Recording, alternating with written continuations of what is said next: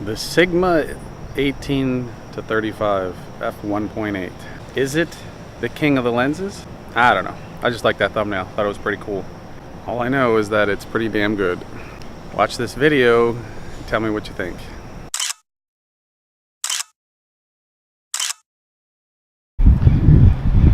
Well, let's take this show on the road. I got booted from that beautiful little area back there.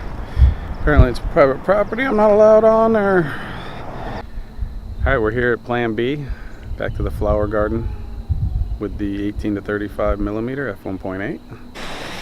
Alright, a couple things we have to get out of the way immediately. First thing is that this lens does require a lot of calibrating right out of the box on the T7i. That's what I'm using. And I've heard on other Canon EOS models it's the same. You really have to calibrate it or else you have trouble pinpointing what you want to focus on. Kind of a pain. Took me about 8 to 10, maybe 20. I mean, it took a long time. Was it worth it? I say absolutely. Absolutely worth it. Every second of it. Because I've used this lens countless times. I get the best photos with this lens. I don't know if it's a product of how often I use it and I'm just more comfortable with it, or if it is that good. I've heard a lot of other YouTubers say they love it. A lot of other photographers say they absolutely love it. So I'm willing to think that it's just an awesome lens all the way around. Another bad thing about this lens is that it does make some noise when it's focusing. Little, like, I don't know. Let's see if you can hear it.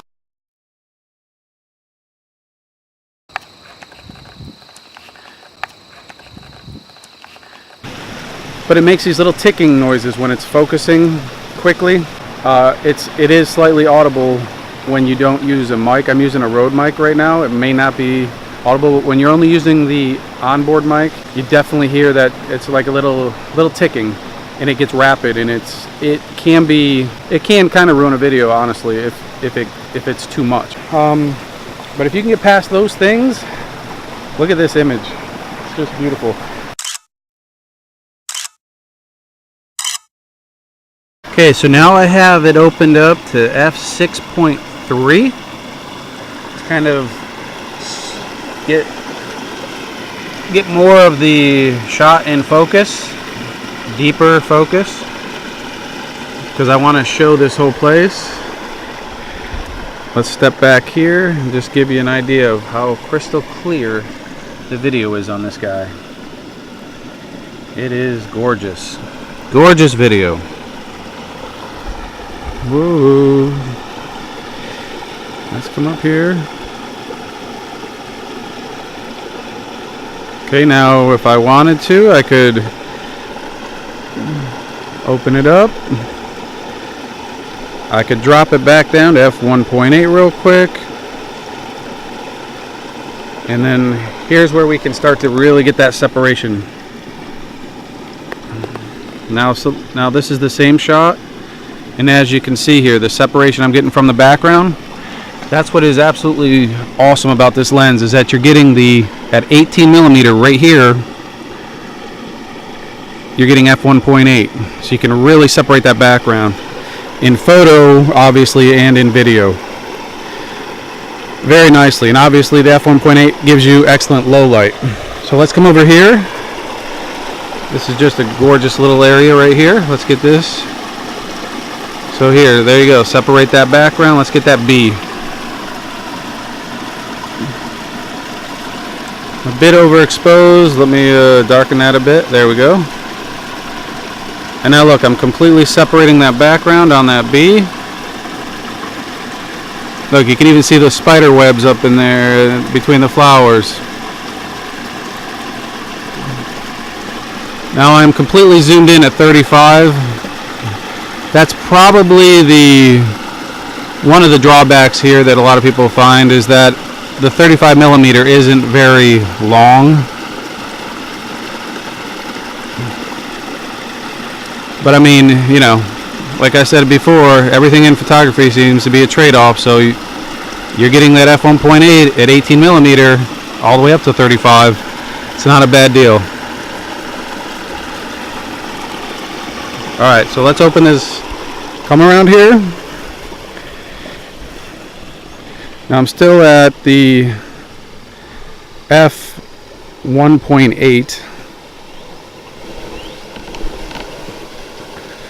Let's drop that. Let's come up to this little waterfall here. Stay at the f1.8. Just stay at the front of the waterfall and see here. Keeps that back nice and blurred. Just total separation there. It's beautiful. Let's see if we can get this little.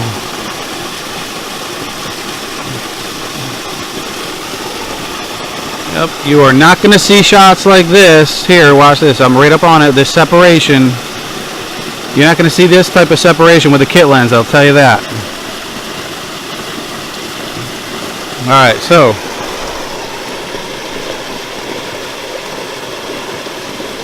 Let's open this up. Now I'm back up to f9. Now that did ramp the ISO all the way up to 1600. So here's an f9. Let's come around here and get this with this nice wider angle. You can get quite a bit in focus. I'm sorry, in frame. Pretty nice. Okay, let's go over the build quality of this guy really quickly. So, as you can see here, it's kind of a gunmetal finish. It feels like I said, it feels like a tank in your hand. This is the focus ring right here, and it is extremely smooth. That's what I was just focusing on earlier, or maybe in a minute in the video. I don't know where I'm going to put that one. When I was on the flowers, it is extremely smooth. So is the zoom. It is just so smooth. I mean, it's extremely easy to use, super smooth. And then it does come with this lens hood that is extremely tough. And it's a good idea to keep this on there because I have dropped this a few times, or it's fallen a decent distance and this has protected it. And it just fits on and fits over. So it comes in an exceptional package. You really get a lot for your money if you compare it to some of the other lenses out there, especially some of the Canon lenses. And that is just sharp. It's just a sharp looking, albeit heavy lens. It is fairly heavy. When you put it on there, you may think it's going to snap right here, but obviously it hasn't, because it is so heavy. It's probably 1.5 pounds or more, somewhere around there. Just exceptional build quality, exceptional lens. The King. Okay folks, so this is a perfect example of when I might want to use this focus ring while I'm shooting video. So watch. Now see, obviously we're focused on this guy, but I want to go to this guy here and just kind of go back and forth, go around to him. So I can just, I'm manually twisting this right now in video. Now you may be able to hear it like I talked about before, but now I can just kind of float around here and I can just manually pick where I want to focus on just by turning this thing. And now it will readjust if you let go. And let's say here, I'm going to tap up here on the top right and refocus. See, there it goes, refocusing. I'm going to go back over here, refocus, come over here to the right, refocus. So you have the option here to just really quickly manually move it without switching it to full manual mode. Kind of like this is that hybrid focusing I'm talking about. Now you can obviously do it in when you're taking photos as well, and it's just a really convenient way of shooting. Like here, I want to focus on that. I don't have to sit here and tap the screen. I can just manually give this guy a little bit of a twist, and now I'm on this one right here. I want to go back there, just give it a little twist. So I can do it either way, but it's nice to have that flexibility to do that manually. Let's see, what do we got in here? Where are we going? Whoa, it's dark in here. Little play area for the kids. Try to bring the kids up here. They didn't. They're into video games and stuff now. Ooh, what's that? It's a butterfly. Let's get up on this guy. Oh, that's beautiful. I can get right up on it. Let's see. Let's brighten that up. Zoom in on it. There we go. Beautiful. I am almost touching it. Very nice, very nice. Okay.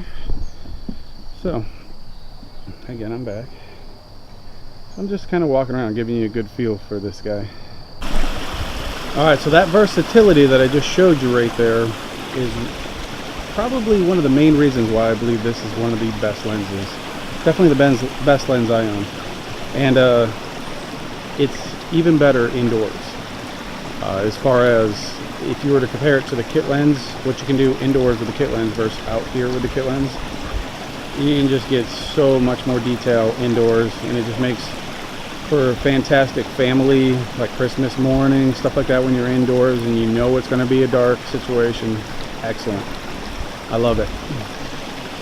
And the thing is that at 18mm being that much wider than the, say, the 50mm at f1.8, obviously you can get more into the frame.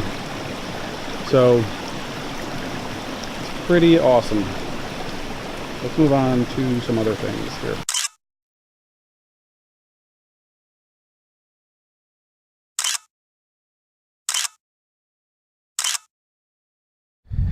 So, if you've noticed, there is absolutely no image stabilization on the 18 to 35mm.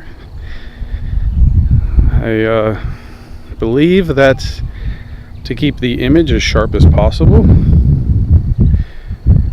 but it does kind of give you a little bit of bouncy footage there when you're walking with it. Is the 18 to 35mm f1.8 the king of the lenses?